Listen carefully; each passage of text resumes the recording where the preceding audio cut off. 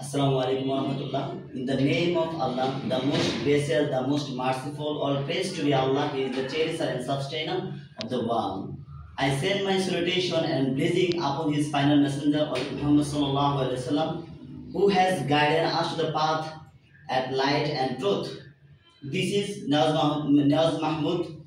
I am privileged to be here in front of you. First of all, I am to thank my honorable teacher who has given opportunity to tell something about myself. I first of all I have to say that I complete my SSC 2016 and HSC in 2028.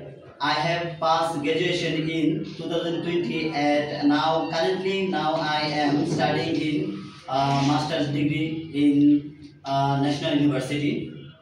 We are 5 siblings. I have 3 brothers and 1 sister. My father's name is MD Ershad Mia and my mother's name is Musammad Amina Begum. My father is a businessman and my mother is a housewife. My father and mother are very kind. They are very friendly of me.